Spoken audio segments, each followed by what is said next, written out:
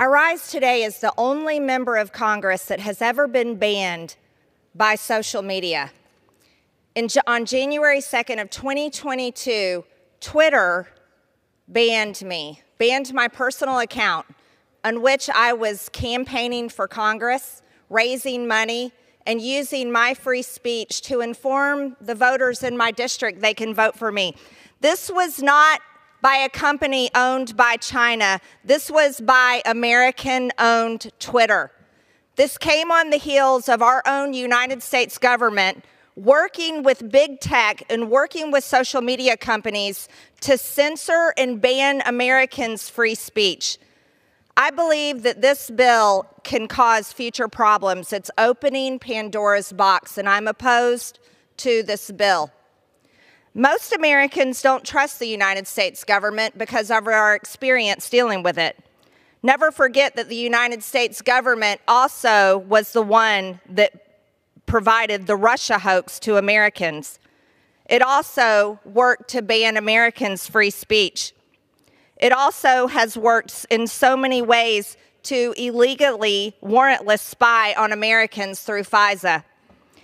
If we wanted to be serious about stopping a foreign adversary, if we wanted to be serious about stopping China, we would stop China from buying our U.S. farmland. We would raise up our American energy independence. We would also stop the Green New Deal and not rely on China, who owns and operates 85% of the battery market worldwide. There are dangers that lie ahead in this. This is really about controlling Americans' data. And if we cared about Americans' data, then we would stop the sale of Americans' data universally, not just with China. There's some further issues. This is a Pandora's box. What's to stop Congress or the United States government in the future from forcing the sale of another social media company claiming that it's protecting Americans' data from foreign adversaries? I think we could see in the future another Russia, and possibly force the sale of X, as many members in this body claim that Elon Musk is altering the algorithms of X. By the way, it was Elon Musk's purchase of X that restored my social media account on Twitter and allowed me to have my free speech back on Twitter. There's also members of this body, the Democrats, are claiming that election meddling can happen on social media.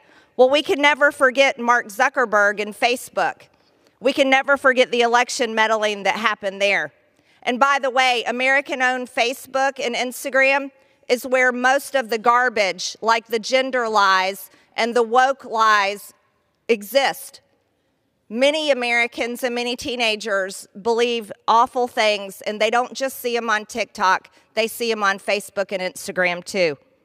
I don't think this will accomplish what the goal is to accomplish. So there's other concerns, I think, here, is that when the government moves into forcing the sale of TikTok, who is going to buy it? That's the question that we should be asking. Who is going to buy it? Who will be the next to control the data of over 170 million Americans? Are we going to trust Mark Zuckerberg to control their data? I certainly don't. By the way, most of the time, my posts on Facebook are shadow banned, and I certainly don't have the reach on that social media account. I think that there's many other ways to protect data, and I think this body is capable of it if we choose to. The gentlelady's time has expired. I oppose the bill. Thank you, Mr. Speaker.